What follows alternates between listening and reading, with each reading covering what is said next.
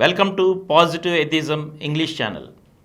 Today, I shall continue the third episode of the book The Truth, written by Robert G. Ingersoll, the orator and the famous American writer. It will not to do to say that certain ideas are sacred and that man has not the right to investigate and test these ideas for himself. Who knows that they are sacred? Can anything be sacred to us that we do not know to be true? For many centuries, free speech has been an insult to God. Nothing has been more blasphemous than the expression of honest thought. For many ages, the lips of the wise were sealed.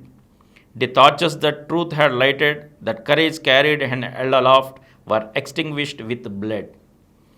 Truth has always been in favor of free speech, has always asked to be investigated, has always longed to be known and understood. Freedom, discussion, honesty, investigation, and courage are the friends and allies of truth.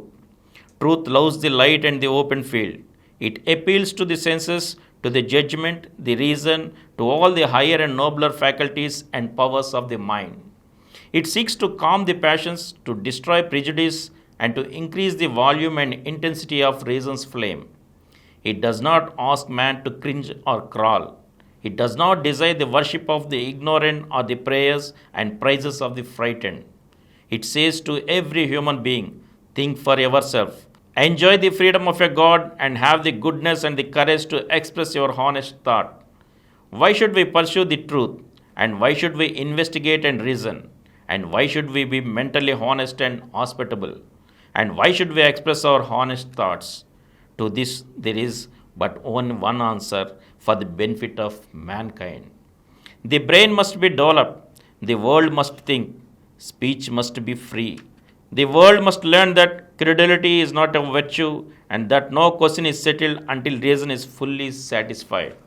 By these means, man will overcome many of the obstructions of nature. He will cure or avoid many diseases. He will lessen pain.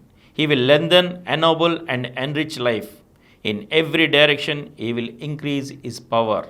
He will satisfy his wants, gratify his tastes. He will put roof and raiment, wood and fuel, home and happiness within the reach of all. He will drive want and crime from the world. He will destroy the serpents of fear, the monsters of superstition. He will become intelligent and free, honest and serene. The monarch of the skies will be dethroned. The flames of hell will be extinguished. Pious beggars will become honest and useful men. Hypocrisy will collect no tolls from fear. Lies will not be regarded as sacred. This life will not be sacrificed for another. Human beings will love each and other instead of gods. Men will do right and not for the sake of reward in some other world, but for the sake of happiness here. Man will find that nature is the only revelation and that he, by his own efforts, must learn to read the stories told by star and cloud, by rock and soil, by sea and stream, by rain and fire, by plant and flower, by life in all its curious forms and all the things and forces of the world. When he reads these stories, these records, he will know that man must rely on himself, that the supernatural does not exist, and that man must be the providence of man. It is impossible to conceive of an argument against the freedom of thought, against maintaining your self-respect and preserving the spotless and stainless veracity of the soul. We will meet in the next episode again. Thank you.